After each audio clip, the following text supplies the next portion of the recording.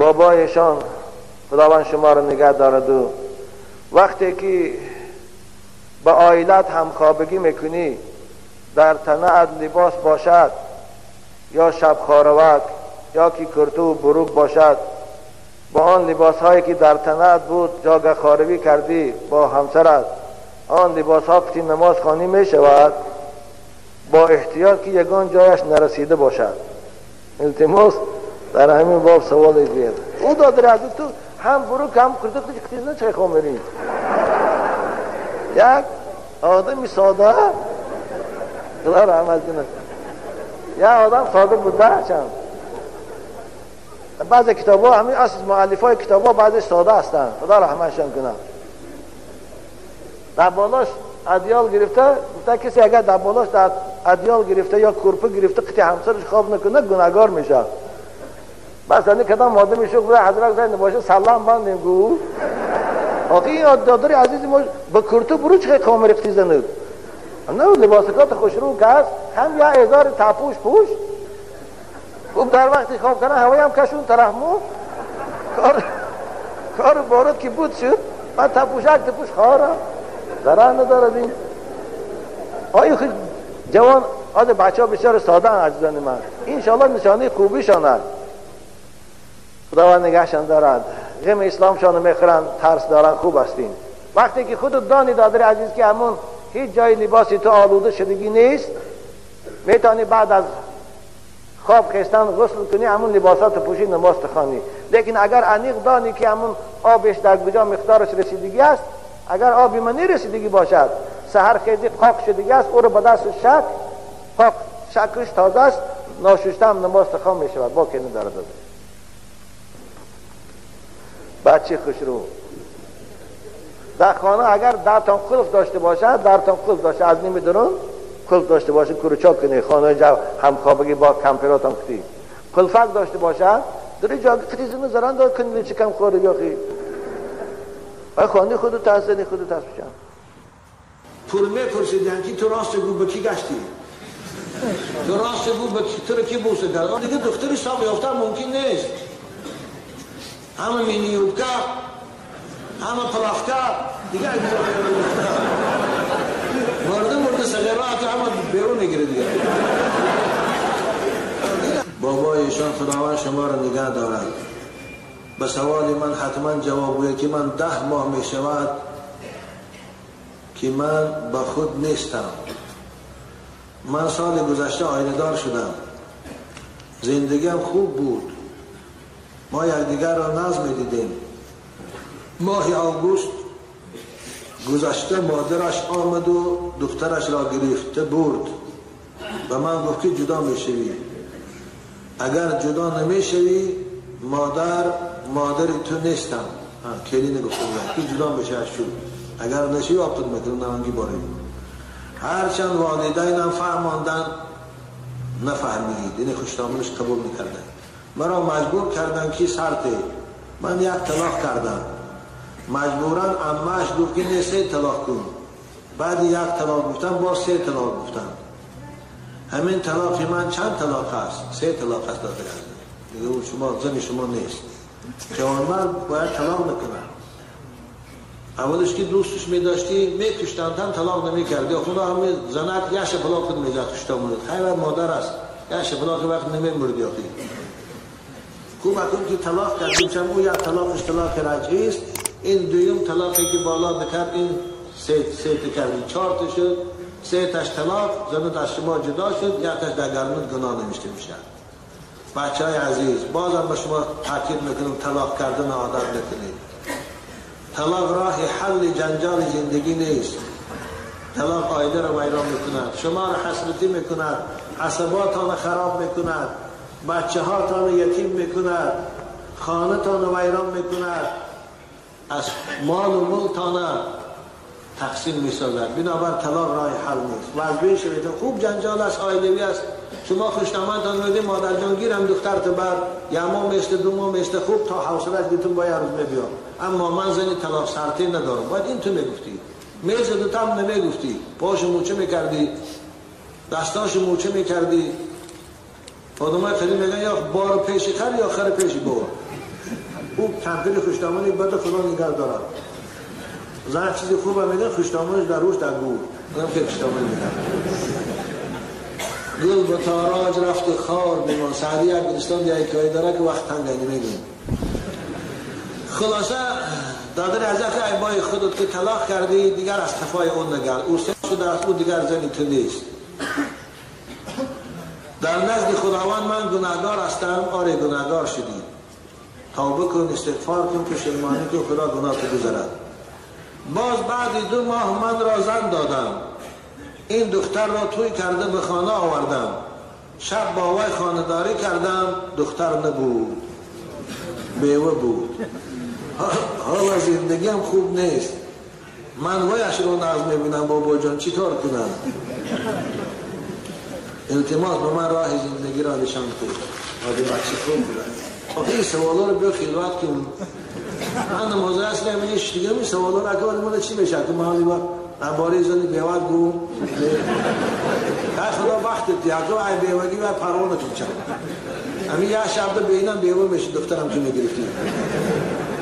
صبر کن انشاءالله زندگی خوش رو کن ببینی محبت پیدا میشود. این محبت آهسته آهسته در زناشوهری پیدا میشود. نکاح خود سبب محبت است.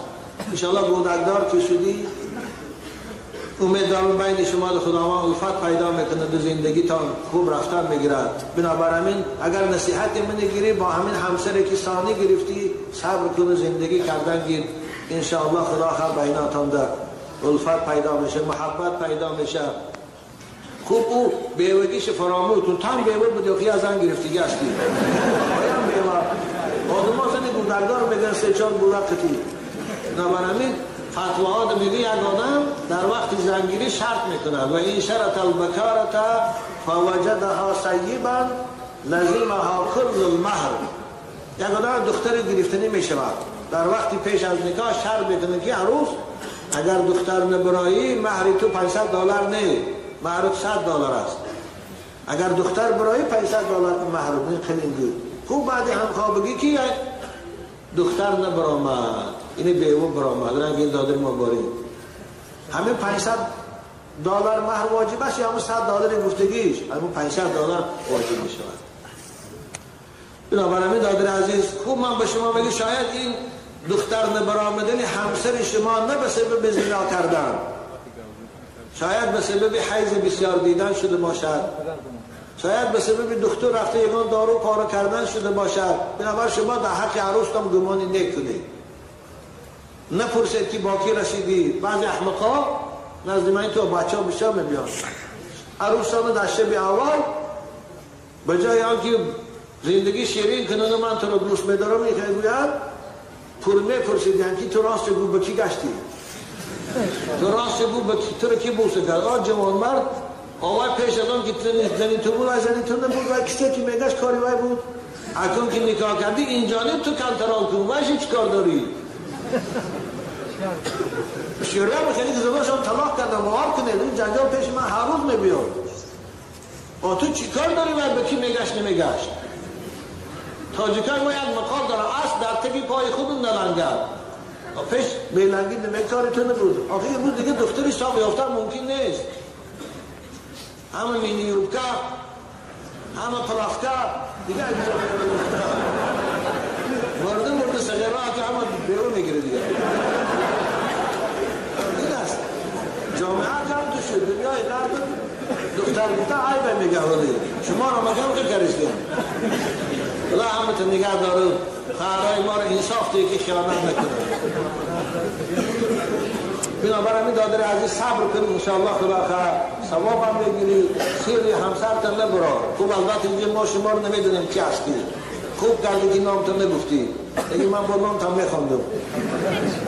سیری همسرتن نبرا. خود دان خدا زندگی کردن که بعضی بیوه هاست که از دخترها دیده خوبتر هستند از جهت اخلاق و از جهت آداب. انشاءالله خدا خیر برکت بیاره. خواهر دادر عزیز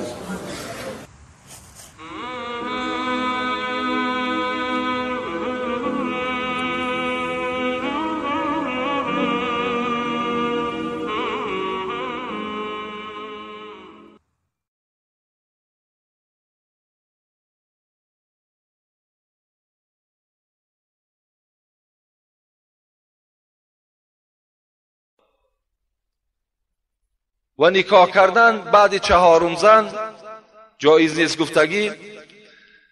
یعنی خداوند در قرآن میگوید فانکحوا ما طاب لکم من النساء مثنی و ثلاث و رباع. هر یک مرد حق دارد که در نکاح خود 1 زن، 2 زن، 3 زن، 4 زن داخل کند. هر مرد این حق دارد. این خدا برای ما و شما فرمایش داده است. بعد 4 زن هیچ کدام ما و شما نمیتونیم که 5م زن در نکاح خود درآوریم. یا بعضی سفسطه های هست که 4مش خلیفه میکنیم و بعد 5مش میگیریم. اینا ممکن نیستند. 5مش وقتی تو نکاح میکنی و این نکاح نمیشود و حکم زنا را دارد. در حالت تو 4م میتونی که 3م یا 2م یکی از این 4 تا تو طلاق میدهی، بعد میتونی که زن 4م در نکاح خود درآوری. لیکن آیت خداوند در دوام همین آیت چی میگوید؟ فَإِنْ خِفْتُمْ أَلَّا تَعْدِلُوا فَوَاحِدَةً. جوانای عزیز، خداوند این 4 زن و 3 زن و 2 زن برای آن کسانی امر کرده است که اونها از عهده زندگی میبرایند. اونا تمام تعیینات این زنها را از عهدهش میبرایند. برای این از خدا میگه اگر شما خوف برین که من 2 زنگی و 3 زنگی و 4 زنگی را کردن نمیتونم، فواحدتا خدا میگه به 1 تاش کفایت کن. اذا كانت عند الرجل امرأتان فلم يعدل بينهما جاء يوم القيامة وشقه ساقط. پیغمبر گفتند کدام مردی که 2 زنه است یا 3 زنه است یا 4 زنه است در بین اینها عدالت جاری کردن نمیتواند و روز قیامت از زن برای زیباگیش و برای شهوت در نکاح ندراره. اگر تو اونقدر جوان مرد هستی و اگر تو مثال کاری ثواب کار باشی، پیغمبر خدا بجز 1 دختری باکره دیگر هیچ زنی باکره نگرفتند. پیروی پیغمبر و چه امروز بیوه ها هستند، کودکدار هستند، برای تربیه اونها مرحمت در نکاح بدرار. اگر خاطری تو مثال برای شهوت نباشد.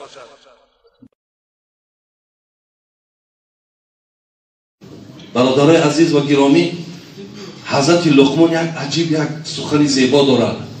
میگه بچه‌ش اگه بچم بهترین خوراک بخور، ببینید بهترین جایگاه خواب در خواب کن و در بهترین خانه زندگی کن.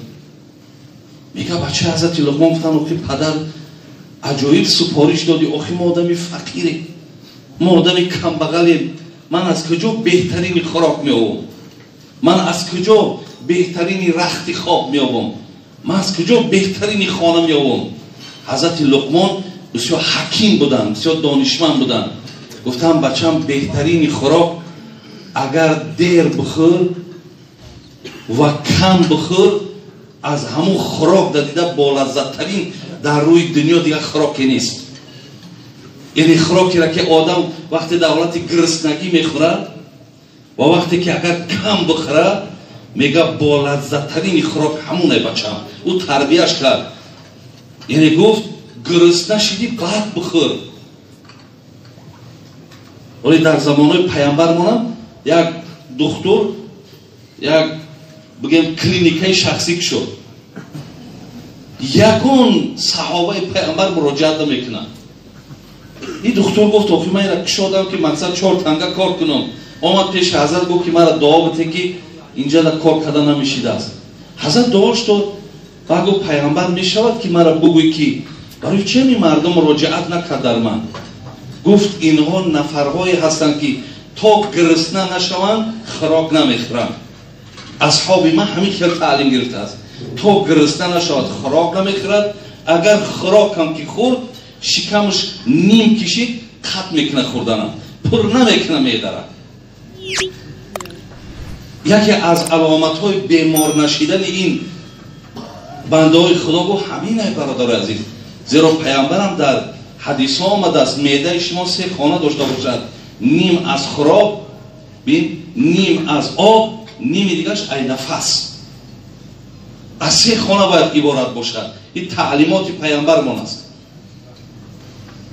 زین لحاظ برادران عزیز و گرامی گفت دیر بخور، گرسنه بخور، همون با لذت ترین طعام همون می شود. بعد از آن گفت مسئله رخت خواب شد. گفت بچم روزها کار کن، خدمت کن، مهنت کن و روزی دراز خواب نکن. وقتی که همون اشتهای خواب آمد، در کجایی که خواب کنی همون بهترین رخت برای تو. حقیقتا برای وقتی آدم همون حالت اشتهای خوابش بیاد، در بالای نمی سنگ که خواب کنه راحت میکنه. لیکن از بس که روزی درست خوابیم همون دیوان ملایم دهم راحت نداریم. بعد از آن گفت بهترین خانه چی؟ گفت بچم با مردم نیکویی کن، دل مردم بیاب. اگر دل مردم یافتی و تو در دل مردم خطر جای کردی، بهترین خانه دل مردم است. حضرت ابی بکر روایت میکند که حبیب خدا گفتن الا انبئکم باکبر الکبائر. ای مردم مسلمان، حبیب خدا میگوید شما را خبر دهم که کلانترین گناه کدام گناه است؟ قالوا بله یا رسول الله. گفتیم بله ای حبیب خدا، بزرگترین گناه کدام گناه است؟ حبیب خدا چی گفتن؟ الاشراک بالله و عقوق الوالدین. و کان متکیا فجلس فقال الا و قول الزور فما زال یکرروها حتی قلنا لیته سکت. ابی بکر میگوید گفتیم بله ای حبیب خدا، گناهی بزرگ کدام گناه است؟ حبیب خدا گوید یکم شرکی به خدا آوردن، دویم کسانی که در پدر و مادرشان گناهکار میشوند، پدر و مادرشان احترام نمیکنند. الحمدلله که امروز چگونه ای که اولها شکایت ها از فرزندها داشتن، امروز خیلی پدر و مادرای هستند که ریزاگی از فرزندها دارند. و من همیشه به همه شما جوانای عزیز فقط پیشنهاد من همین است که پدر و مادراتون احترام کنید، به قدر پدر و مادراتون رسین. سخنهای وزبینه که بالای شما میگن تحمل کنید، برداشت کنید، انشاءالله خدا شما را اجر میدهد. هیچ وقت به سوی پدر و مادر زبان درازی نکن. اگر تو اخلاص ایمانت کامل باشد، پدر و مادر هرگاه خانه درآید تو پیش او خیزی، به خدا قسم انشاءالله آینده تو نیک است. احترامش کن، حرمتش کن. اگر چی وای تو عالم هم که باشی، وای بی سواد هم که باشد، وای در نزد خدا قدرش از تو بلندتر است. وای احترام کن. حبیب خدا گفتن یکم شرکی به خدا گناهی وزنین است، دویم حقوق پدر و مادر را پایمال کردن. لیکن ابی بکر میگوید پیغمبر خدا وقتی این سخن میگفت تکیه زده بودند، از تکیه خیستن در جایشان نشستن و چی گفتند؟ سیوم گناهی که خداوند گویم بنده را به سبب او عذاب میکند، این دروغ گفتن است. فما زال یکرروها. صحابه میگوید درو پیغمبر تکراری و تکرار همین گپ میگفت، سخنی دروغ، سخنی دروغ، سخنی دروغ. حتی میگوید صحابه که لیته سکت، میگفتیم کاش که پیغمبر خدا خاموش ایستاد. یعنی اینقدر زیاد درباره سخنی دروغ گفتن. امروز بسیاری جوانا را میبینیم، بسیاری گویم کلانترا را میبینیم دروغ میگویم. حتی دروغ اگر به شوخی هم که دروغ گویم وای دروغ است. نابسته. من جمعه پیشین برای چی گفتم؟ جوانای عزیز، جوانای عزیز، شما در مکتب هاتون معلماتون دروغ نگویید. از ما سوال کردین که اگر دروغ گفته و آمده جمعه خانه ما گناهگار میشیم. شما گناهگار میشوید. شما دروغ نگویید. معلم هاتون هم فریب ندهین. وقتی تو معلم فریب دادی، این یقین است زبان تو عادت میکنه. تو پدرت هم فریب بدهی، تو مادرت هم فریب میدهی، تو یار و رفیقت هم فریب میدهی، همه را فریب میدهی. از این خاطر هیچ معلم هم فریب ندهین. همیشه در درساتون باشین، همیشه درساتون خوانین، همیشه کوشش کننده فعال باشین. من خودم اتستاتای من اگر شما تماشا کنین، باور که من 3 ندارم از مکتب، همش 4 و 5 است. یگان 3 من در مکتب گرفتگی نیستم. ما 3 میگرفتیم به خدا قسم غمگین میشدیم. امروز جوان حاضره را من از زبان روسی ها که یگان زبان دیگر میپرسم نمیداند پدر با روسی چی میشود. برای که وای چی است؟ وای بی پروا است. برای که وای معلم شب فریب میدهد. برای که وای گویم در درس ها فعال نیست. اما آینده ما چگونه میسازیم؟ چگونه میسازیم؟ این حسی وطن دوستداری نیست. وقتی که متخصصای ما از دیگر وطن آیند وای وطن ما را آباد میکنند، هیچ وقت متخصصای ما باید از خود مردم ما باشد.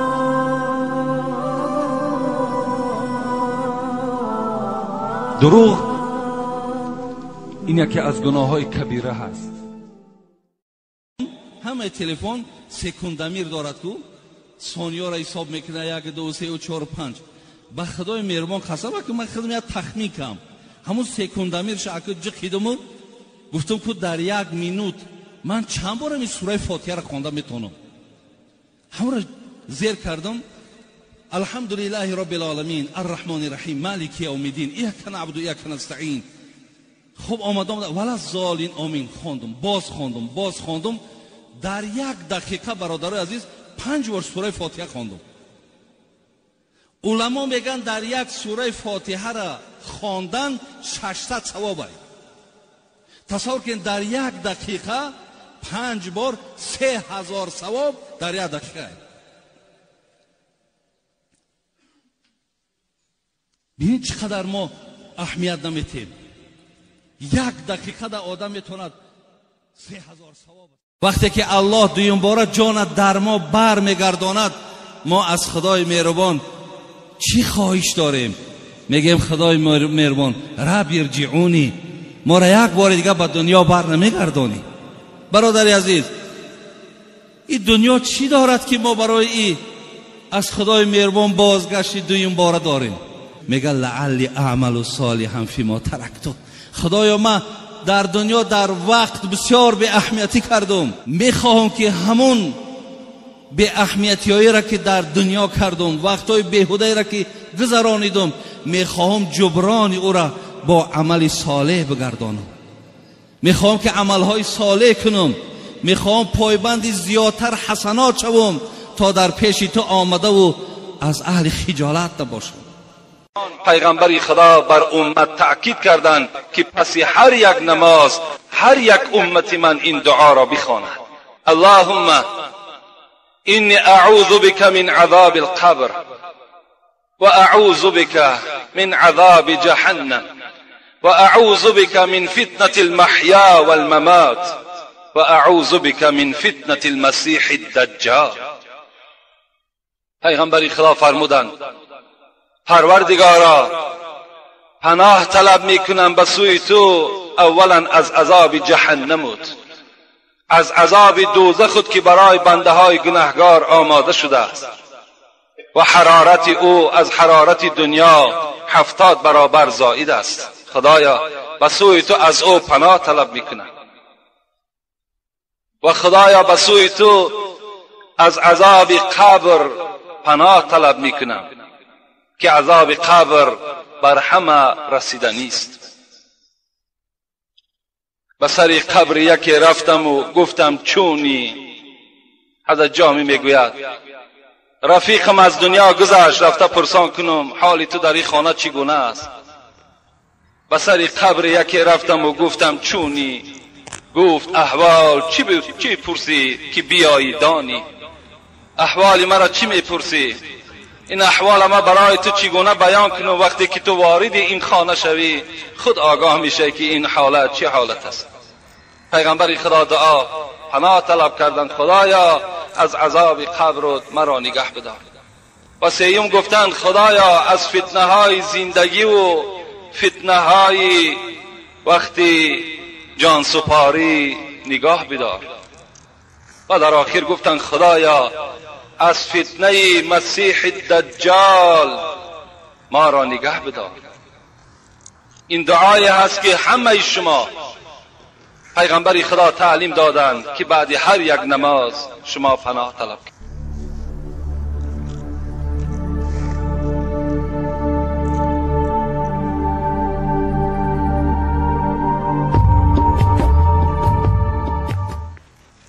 هر سحر برخیز ای دل خدمت جبار کن.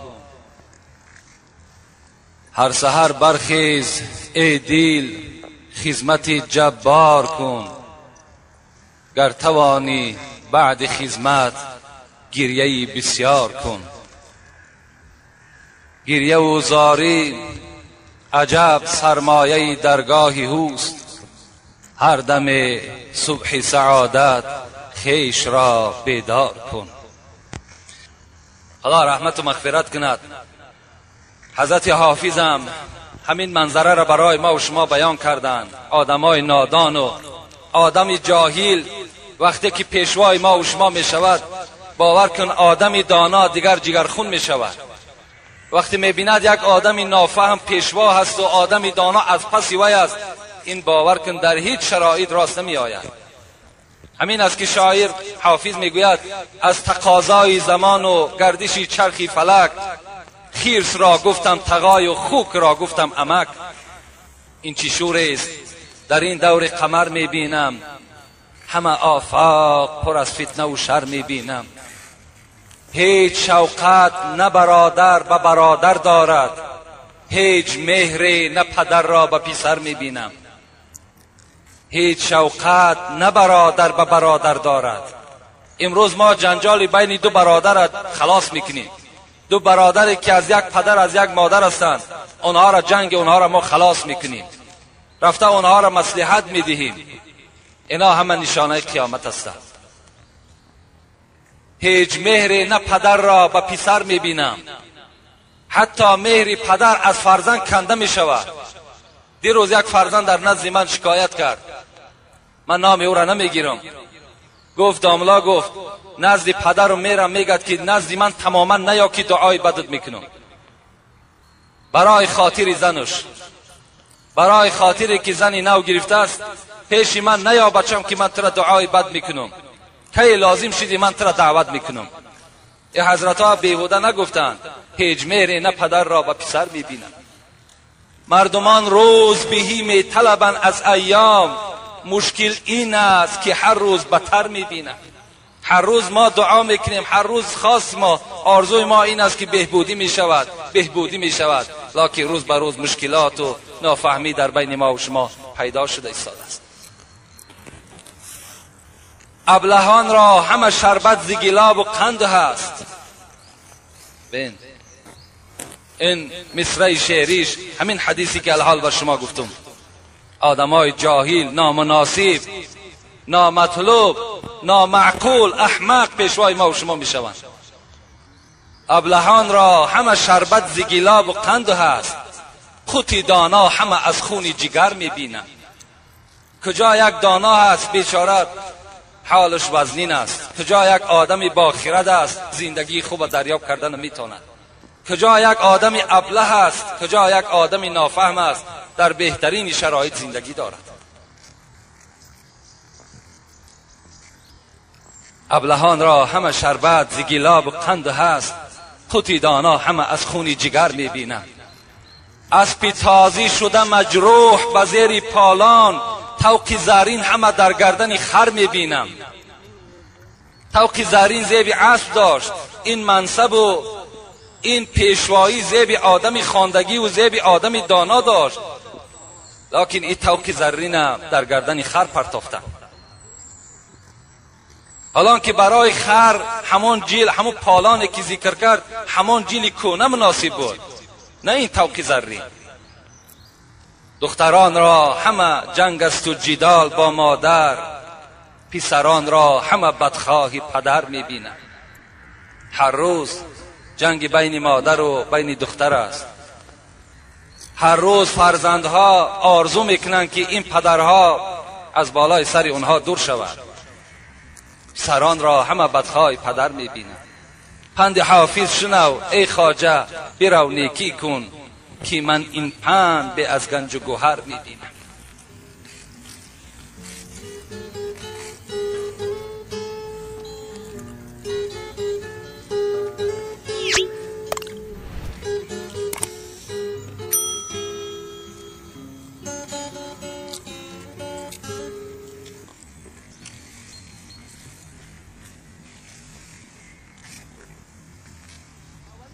برای زنک نشان میده دسته گل است. این وقت دسته گل از زنک که میبیند دیگر خودش در بالای مردک میپتاید. خوب میلش آخی شما هم آخی سنت ما هست، این سنت رسول است. شما هم دست گل گرفته بده، شما هم یک خوشبویی را گرفته برده مثال سلام که کردی از کیسه که دوباره یک خوشبویی را در دست بده. آخی همون خوشبویی را که استفاده برد با کجا میرود؟ با پیش خودت. آخه ای بوی خوشی همون تو استفاده میبری تا در یزید. همون یک خوشبویی نمیگه یک سامان ای، دو سامان ای، آخر تن سامان ای. لیکن دل برداریش میدانی چقدر معنی بلند دارد. این است آن چیزی که خدا از ما میخواهد. رسول از به نام پروردگار چیزی از خودم زم نمیکنم، چیزی از خودم در این بین نمیدارم. آن چیزی که میگم برای